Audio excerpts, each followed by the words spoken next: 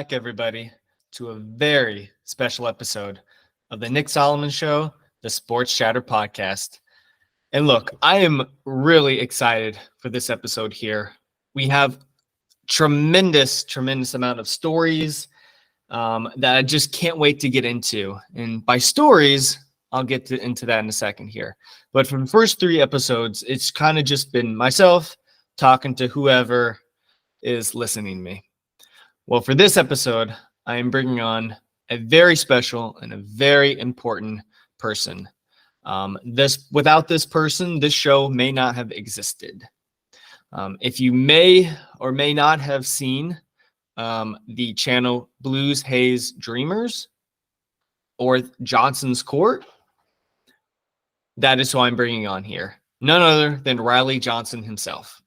Now, I first started guest appearing on his podcast for, let's just say, for the better half of this year. And from that podcast, I branched off and started this one. Without him, I would not be here today. He is very much the reason why I started to do my own podcast.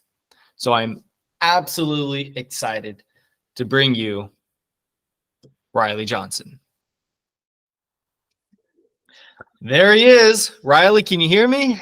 I can hear you loud and clear.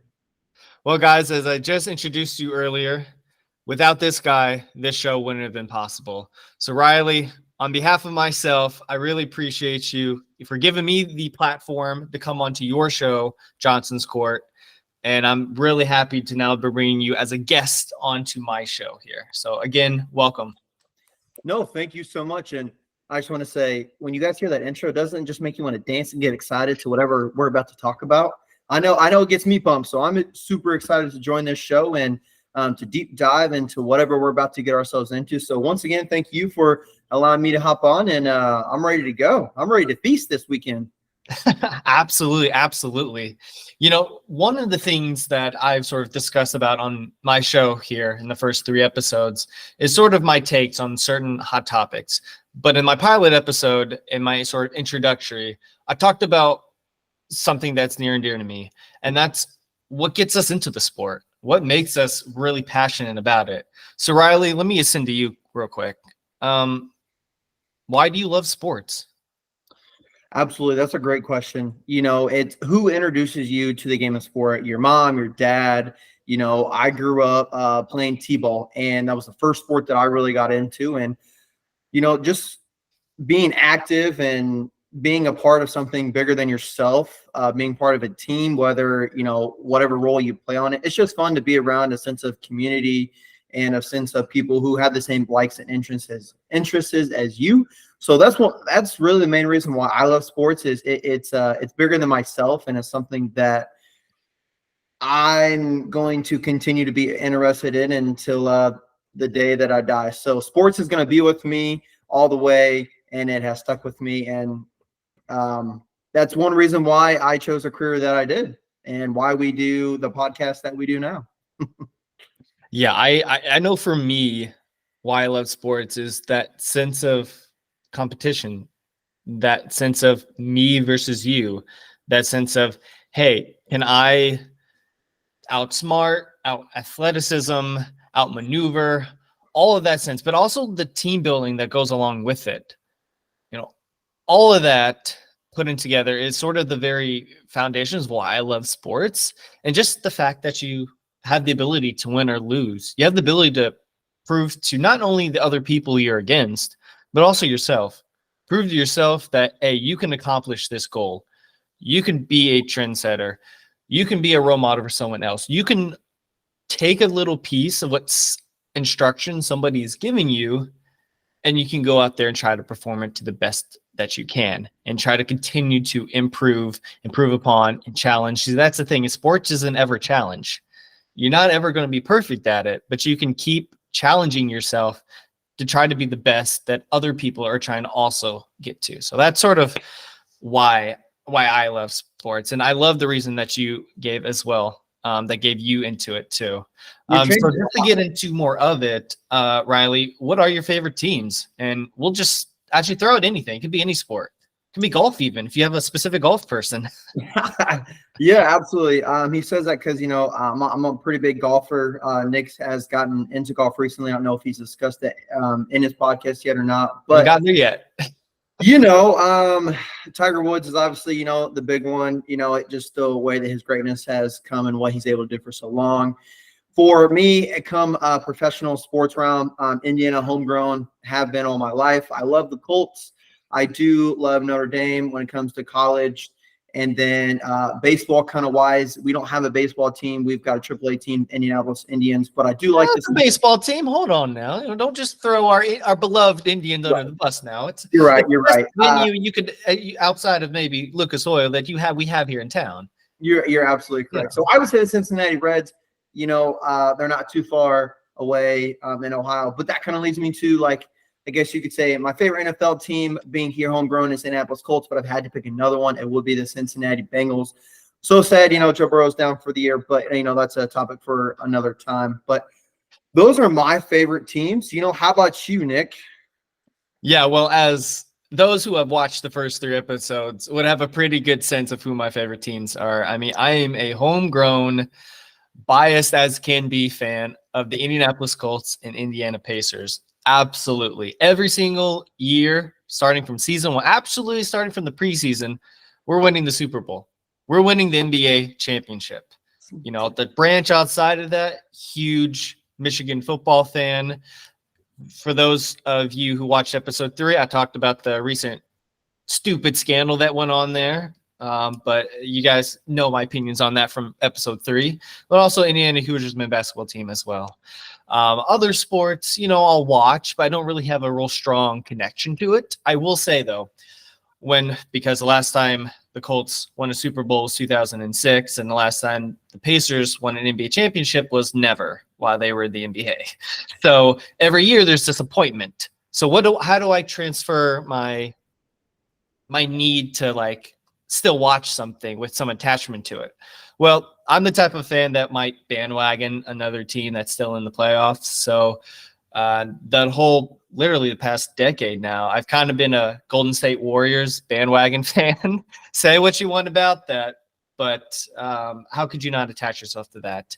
I did watch the one World Series where I think most people watched in 2016, I think it was, the Cleveland Indians versus Chicago Cubs. I was rooting for the Cubs. And I watched that whole entire series. I'm not really the biggest baseball watcher. I love to go see it in person, but TV is a bit different story. But that was the one World Series I watched every single game, all the way to Game 7. If that was a World Series to watch, that was it. That was it. But those are I would say my biggest 4 just diehard teams that, I live and breathe them. Good things, bad things. I'm here for the whole entire ride that they put me through. And it's a lot of heartbreak and a lot of heart attacks and a lot of restless nights, a lot of overthinking. But there's been a lot of just, running around the couch because they're super excited, last second touchdown, last second 3-pointer at the buzzer. I've seen a lot of great moments as well from those teams, but maybe mostly disappointment. But there can only be one team at the top. But even just rolling along with that, Reilley, you mentioned the Reds. Why did you pick them? Why were they your favorite sports team? My grandma is huge into baseball, and one of her favorite teams is the Cincinnati Reds. And so I've kind of fallen in those shoes of liking the Reds. But other than that, there's not really a reason. I don't watch baseball too much, just like you don't. But it is extremely fun to go to the games. I haven't been to an MLB game yet, but that's all going to change come next season. I'm going to go to my first one, and it's probably going to be a Reds game. So yeah, you mentioned earlier that Tiger Woods could have been that sort of role model. I know your golf game is new, just like mine, but you've been at it a little bit more often than I have. So why would Tiger Woods sort of be that sort of role model in your eyes for that? Just kind of his come up, his story, where he was able to come from, his dedication, his greatness. He's had up and downs in his career, but at the end of the day, he does, love what he does. And, that just kind of when you're an outsider looking into the sport and you're like, okay, how can I make my mark on whatever sport it is? He was just able to do that in a way that no one has ever done before. And, you just got to give props to the guy. And it's somebody who, you look at the way he hits the ball and does this, does that. And it's like, okay, if someone can be so good for so long, what is he doing that I need to do to get there?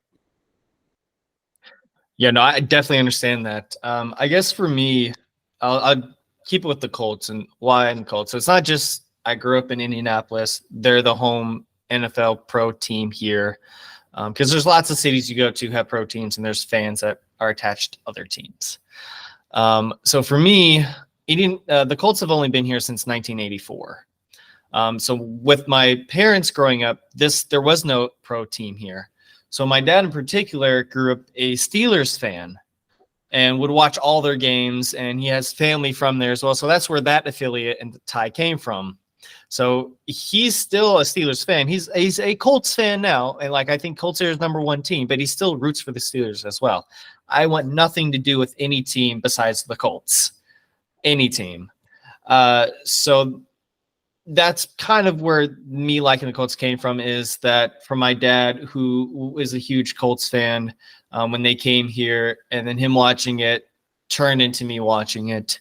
Funny enough, I wasn't the biggest football fan until maybe 2006, 7.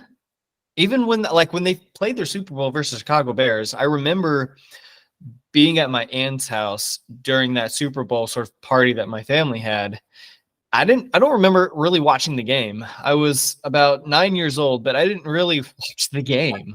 I remember just playing on the floor with action figures or something. It wasn't until maybe the next year after, or 2 years after that I really started watching it. And not just that, I started understanding it, which translated that into me actually playing it as well, which just really was the basis of me becoming the number one favorite sport for me to play and to watch. So that was it's kind of where that started. So you can almost say it's only been, goodness, maybe 15 years that I've really just started watching football and understanding it. But it didn't take long for me to be an absolute dork about it, though. Just a part of my brain just was like, all right, when I get home from school, I'm going to look up all these stats. I'm going to look up all these players that mean absolutely nothing to a lot of people, but it meant something to me. And I can't tell you where that obsession came from. I can't even tell you what about the sport really just gets me going, other than the high collisions, the touchdowns, the shifty moves, the catches, the tackles. There's something about all of that just, I guess, entices us to watch it. Yeah. All right. Let me hit you with this, Reilley. Now in your position, working in the sports world as your profession, as an adult now, if you have the ability to, do a good service to kids, and you would sort of, let's say you go to elementary school. Okay. So what would your message to kids who really aren't sure about what may interest them or not at that stage in their life? So what would your message be to them, as far as, why they should be interested in the world of sports? That's a great question. That's a deep question, because, who did that for me? Maybe I'm so young, my parents just stuck me into a sport, and, they were like, you're not going to quit the sport. You're going to ride out the whole season. So if I had to give, a piece of advice to tell the kids on why to get into sports, is to, it's a great lifelong thing that you can find joy with. Yes, there's up and downs, but it's something that you're really going to love. And sometimes you're going to hate at the end of the day, because of the word that it comes back to is competition. And that's what, in every sport, like Nick said earlier, you're not just competing against everybody else, but you're competing against yourself at the end of the day, because you know how good you can be, and what I can tell the kids is you have an opportunity to change not only someone's life, but the world through your actions and, through your sport. So I would say pick sports because it's fun, it's enjoyable. You know, it brings a sense of community together, and sports it's bigger than just the game itself. Yeah, my story is actually very similar to that as well. My parents stuck me in sports as a youth too, probably as a way to stay active. I know something that my family has done, like all my cousins before me have done. So just sort of keep that same train alive. And it's something to sort of get them out of the house.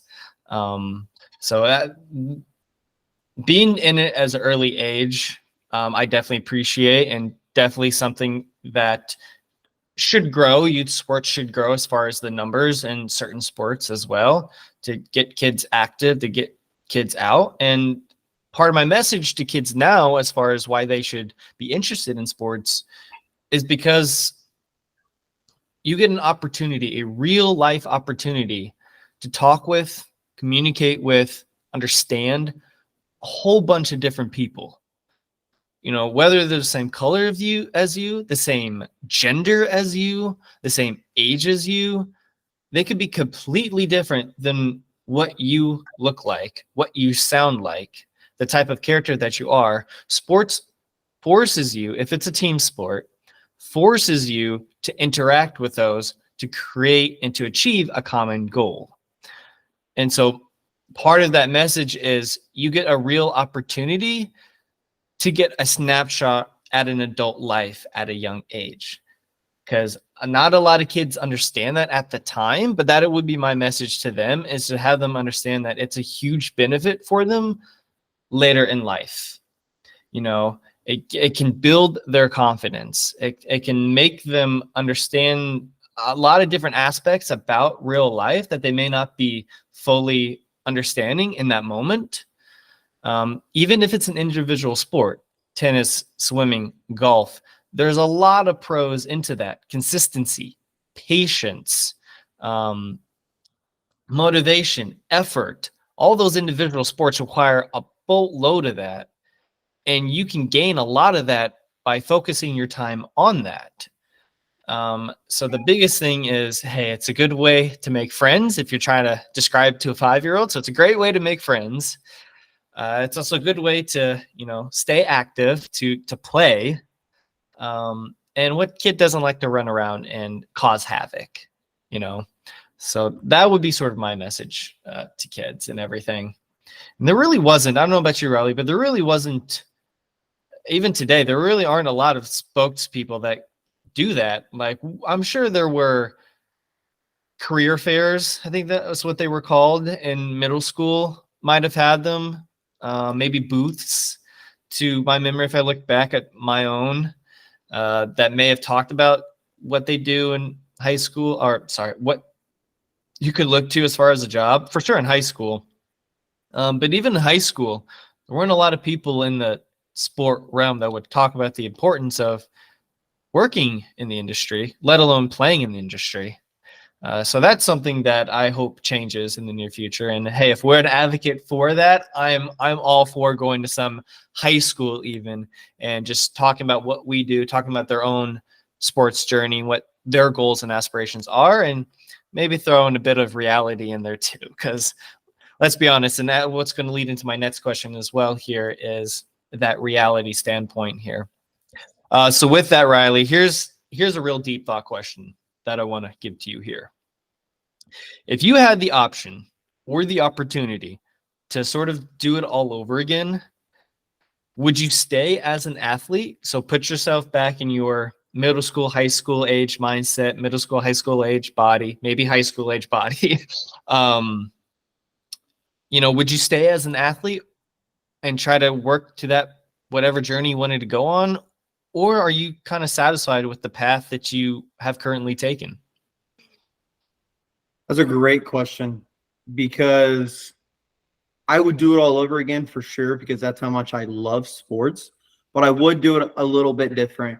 I think, you know, I kind of kicked some sports to the side and was like, hey, I'm only going to focus on this sport, only going to focus on that sport. And I think that goes with my one piece of advice to give to other kids is be a multiple sport athlete.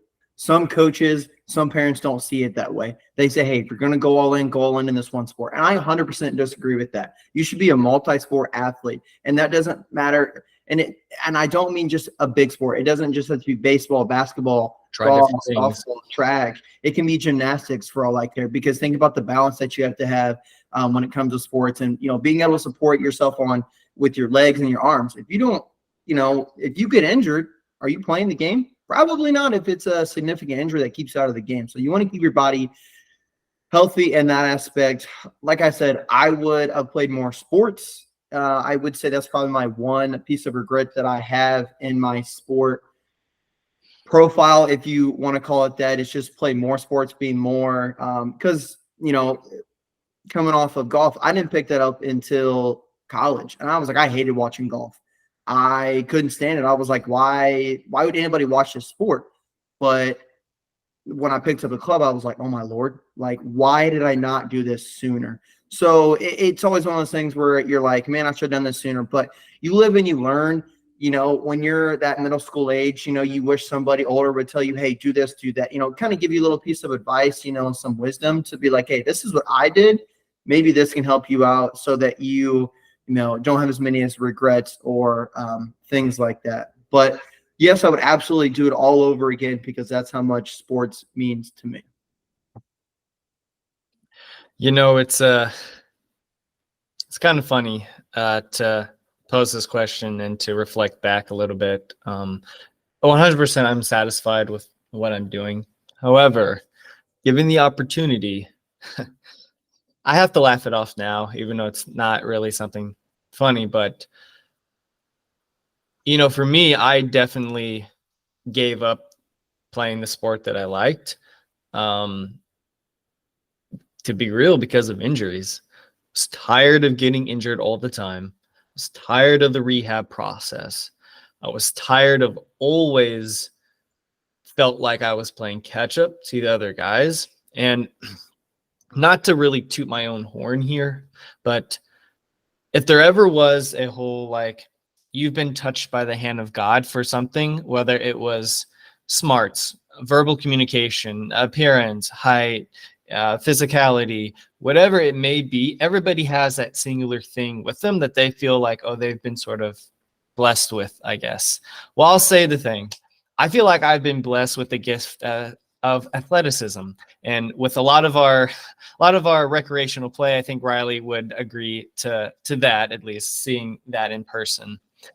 And not being able to fully reach that potential because of these injuries, because of that rehab process, because of the time that it took to get back to my natural ability, my natural form, it really sucked, and it really took a lot out of me, and it really dampened my mindset at the time. At the time being in high school, and I kind of just walked away from the game, and that was football. And I do look back and I do regret that decision, but at the time I didn't regret it. I just hated going through that process. And I still picked up another sport, and I did another sport. Same thing happened. I got injured in that sport too. But I knew I always had aspirations, always had a objective that I knew I was going to play at the very least collegiate. From the time I was in middle school, I knew that was my path. I had the drive, I had the effort, and I had the ability. Height and weight and appearance have nothing to do with it, because you can look at professional athletes, and if you have seen myself or Reilley in person, very much there's a good amount of people that look exactly like us. Now, if you take our shirts off and take their shirts off, there'd be a big difference there. But just the onset appearance of it, they kind of look like just like average Joes. So yes, we have a chance with that. But the other things I mentioned earlier are really what put you over the top, and that's what I had. So I knew in that other sport I wasn't going to go far, because there's just something else I wanted to do. But in football, 100%, I had dreams, I had aspirations, I had that mindset that that's where I wanted to go. That's the level I wanted to achieve. And I walked away. And I was satisfied at the time. And for a long time, I was satisfied with that. But now that I've been able to reflect on just that part of it, I wish if I could go back, I would stick with it and just keep at it. I know injuries and I know rehab are part of every single sport, Andrew Luck, but you have to be able to work through that and get through that and understand that you're in sports to begin with. That's a part of the game. But there's another thing to be said, that's sticking with it even though times get hard. And times got really hard. Times got really low. And for me to honestly say that I've walked away from something that I was A, good at, and B, I really enjoyed doing, it's a very tough thing to say. And it's a very tough thing that I actually did. So that is definitely something that I look back and I wish that I could have done. But having said that, like I opened with, I'm very happy with the fact that I get to work in the world of sports and I still get to be involved in it so much. And I just have to transmit my passion into another aspect of it. And that, there's a lot that says that goes without saying for that. So Reilley, I know your time is very important to you, but before I let you go, I have one last little topic here that I want to talk about here. So I know that you're a huge basketball fan here, so I want to get into I don't know if it's our, because last time we went, you were rooting for someone else, but we'll talk about the Pacers here, okay? They didn't destroy, sorry. They had a very close game with Atlanta the other day, but they won. It's the highest scoring game since 1995. The total points was 309 points. 157 for the Pacers, 152 for the Hawks. What is your opinion so far on the Pacers, and just sort of what is your expectation for them going forward? Absolutely. That's a great question. So if many people don't know, I'm a huge basketball fan. That's one professional team I left out was the Pacers. That's my favorite basketball team. But if you get to know me, I'm more of a player type fan. Anthony Davis was and has been my favorite player for a long time. But my expectation for the Pacers is they definitely have the potential to make the playoffs. You know, kind of just like Nick said, you have to have the mentality of, I'm going to go win the NBA championship, the Super Bowl. Because if you don't have that mentality, why are you playing the game? Are you playing for a paycheck? Are you playing because you just love the game, but you don't care that much?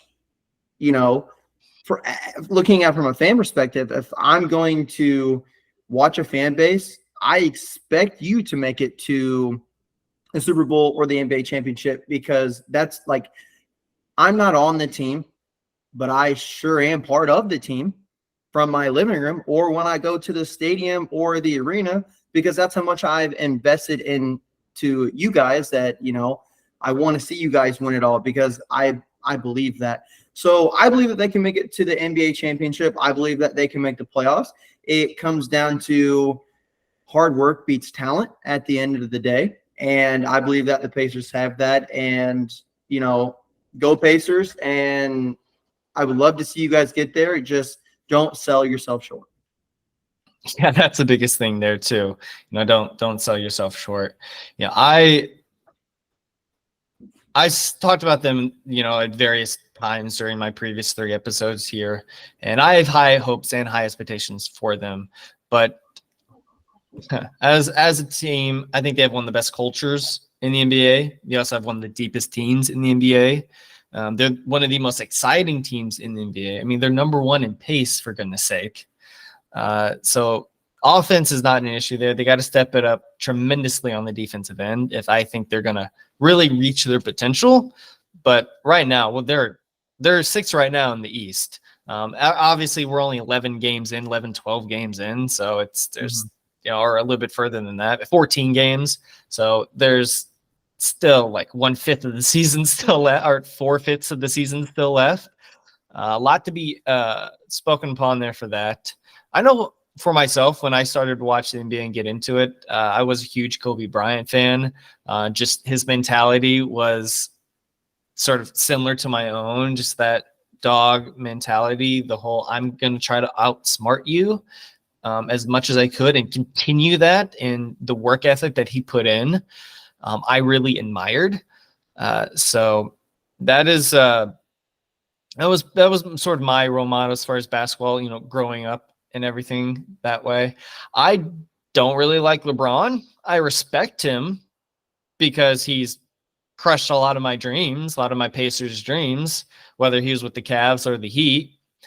But I, just like Tom Brady, I respect him because I know what he's going to bring. And he's one of the best that's ever walked across the floor. And I know whenever he decides to hang up the sneakers, it's going to be a different feel. Same thing happened when Kobe Bryant walked away, but at least we still had some of our current generation legends that were still going. LeBron, Kevin Durant, Chris Paul. So when LeBron decides to, it's kind of going to be interesting who's going to sort of take that next mantle, because he's kind of been it for all of us here kind of growing up, so that would be an interesting phase, but definitely excited about our Pacers here. And I was absolutely excited to have Reilley Johnson of Johnson's Court join us today. So round of applause again. Thank you so much for taking your time out your evening to be able to hop on my podcast. You are welcome back anytime. And hopefully I can do the same and continue to be on your podcast and support you as well. But for everyone out there, please go and subscribe and watch Johnson's Court. He tries to put out weekly videos as well, talking about various things, whether it's pick'ems or just various topics. Definitely go and check him out. So thank you again, Reilley. Thank you, Nick. And I'll just end on, there is a highlight video coming out here in the next day or so. So something to look forward to if you go check out the channel. So once again, appreciate you very much, Nick, and have a great rest of your night. Take care. All righty, guys. Well, thank you so much for tuning into a very, very special episode of the Nick Solomon Show. I was looking forward to this since I really started this journey. He's definitely someone that I look to and inspired to. Johnson's Court, if you want to do the deep dive into it, it's been around for some years. And so that's the level that I'm going to try and reach. And with your help, with your viewership, I can definitely try and get there as well. That is the objective for sure. Thank you guys so much for watching episode 4. Please be on the lookout next week, and happy holidays. See ya.